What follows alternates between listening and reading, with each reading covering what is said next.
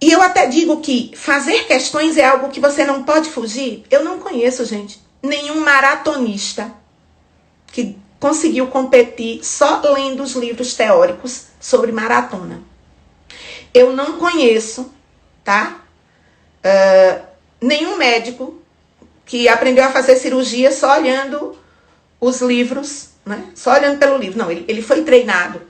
Tanto que no final do curso de medicina, você tem um internato, são 2 anos, que você já não tem mais aulas tradicionais. Você está o tempo todo dentro do hospital aprendendo com um médico que é seu preceptor.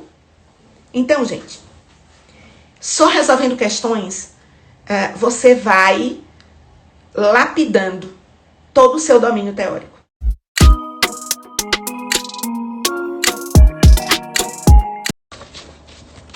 Oi, gente! Olá, olá! O nosso tema é teoria e questões. O que é melhor? Quem está em processo de preparação, não é, sempre se pergunta: devo estudar mais teoria? Devo responder mais questões? Será que eu deveria ter feito mais questões e aí o meu rendimento no Enem seria melhor? Tem todo esse processo, né, de pergunta, de autopergunta, de autoavaliação, que qualquer candidato, né, qualquer estudante que está se preparando, né, para o Enem e para os outros vestibulares, passam, né, passam mesmo. E dentro dessa temática, né, de teoria e questões, o que é melhor, vamos começar. Meus alunos sempre perguntam: professora Meriane, me ajude. O que é melhor para mim? Estudar mais teoria ou resolver mais questões? E eu digo que essa resposta depende. Depende do status de conhecimento. Eu divido os meus estudantes, os meus alunos, em 3 status de conhecimento. E você pode se perceber nesse status. Você pode se colocar num desses status. O status iniciante, o status intermediário e o status avançado. O status iniciante é um candidato iniciante no mundo de cursinhos, tá? No mundo de preparação para o Enem. Ele sempre foi um bom aluno na escola, mas de repente ele está ou na 3ª série do ensino médio ou é o primeiro ano dele de cursinho. E aí, esse estudante é fundamental para ele que ele estude teoria, porque ele ainda precisa de uma boa base teórica para poder pôr a mão na massa. Ele vai resolver um menor número de questões. Não adianta ele ficar fazendo questão, meio que mecanicamente, porque as questões do Enem seguinte serão questões inéditas. Não vão ser necessariamente iguais. Umas têm similaridade de raciocínio, outras não. Podem ser totalmente inéditas. Quem domina a teoria faz qualquer questão, de qualquer formatação.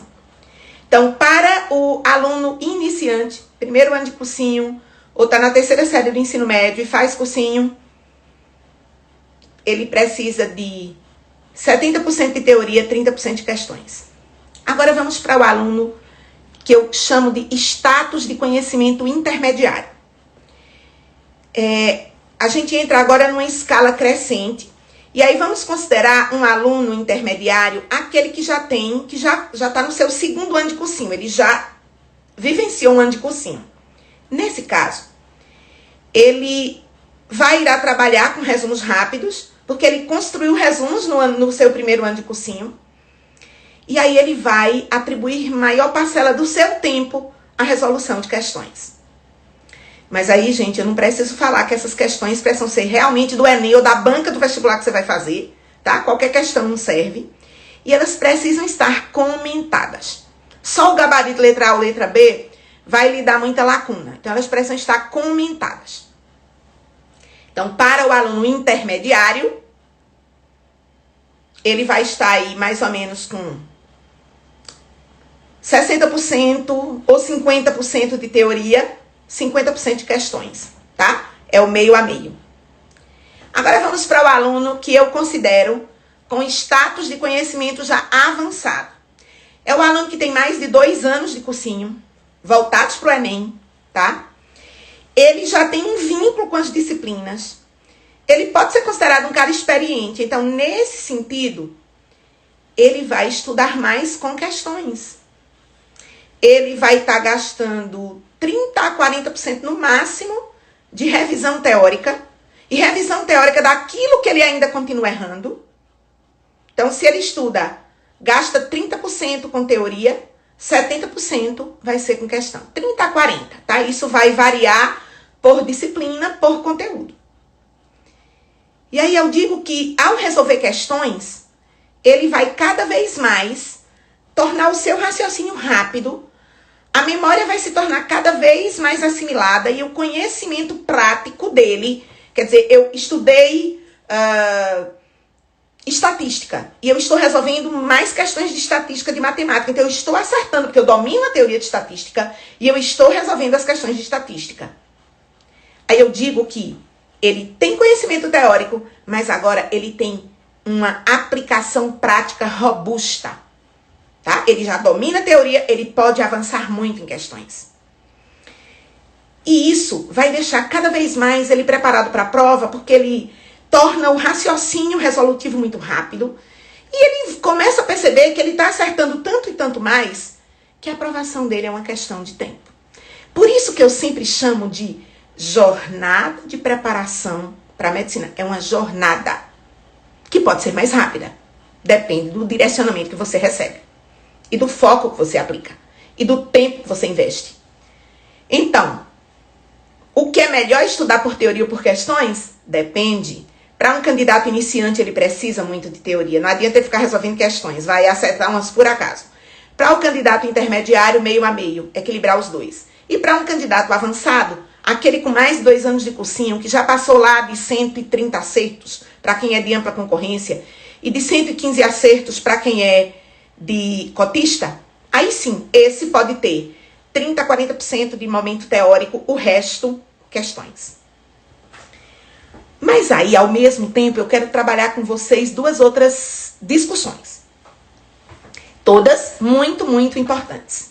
Primeiro, é possível aprender só resolvendo questões, professora? Tem um povo na internet que diz isso, viu? Não. Resolver questões fortalece memorização, mas o ato de aprender foi anterior. Ele foi de domínio teórico. Agora vamos para um outro lado. O outro lado da moeda. É possível usar questões para aprender teoria? Sim. Parece até que eu estou me contradizendo. Não, estou me contradizendo. Você já tem uma boa bagagem teórica, aí você vai para as questões. Pegando só questões sem ter domínio teórico, você não vai aprender a teoria. Fato. Agora, se você já tem um domínio teórico e está usando questões para perceber o que daquela teoria ficou de lacuna, aí sim. Isso sim. Isso faz uma diferença enorme.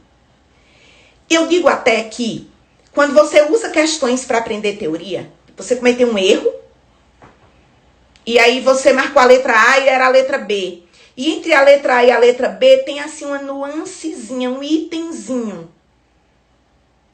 Tá?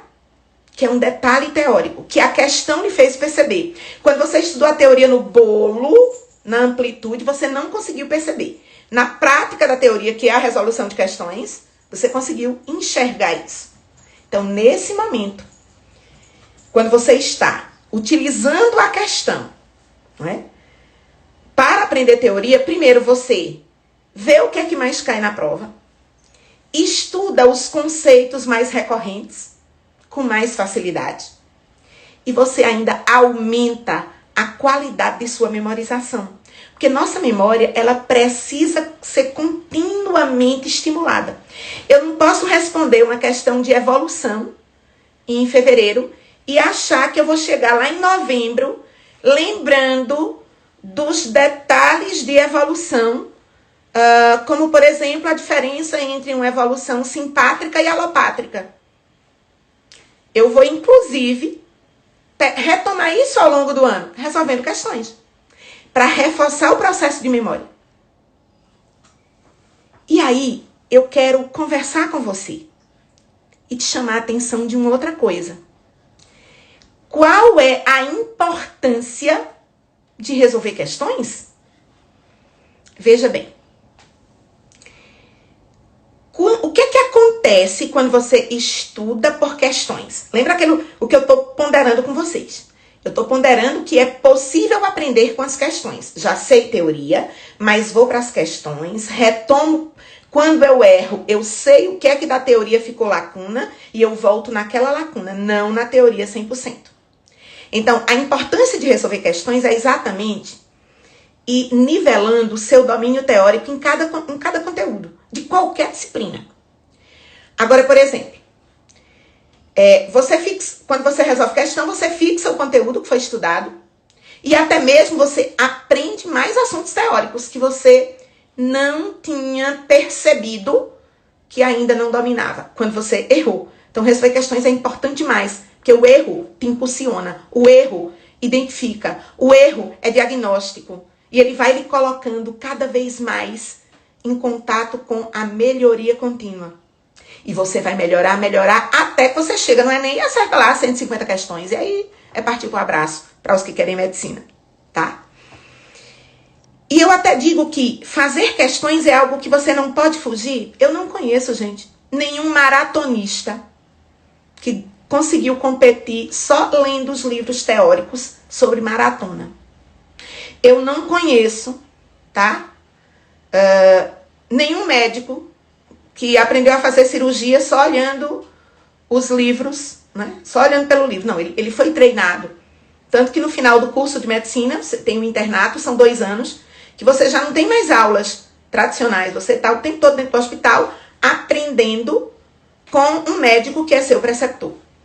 Então, gente, só resolvendo questões, você vai lapidando todo o seu domínio teórico. Mas lembre, o candidato iniciante, ele precisa de 70% de teoria, 30% de questão.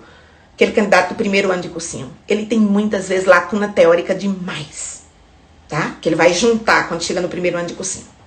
Agora vamos lá.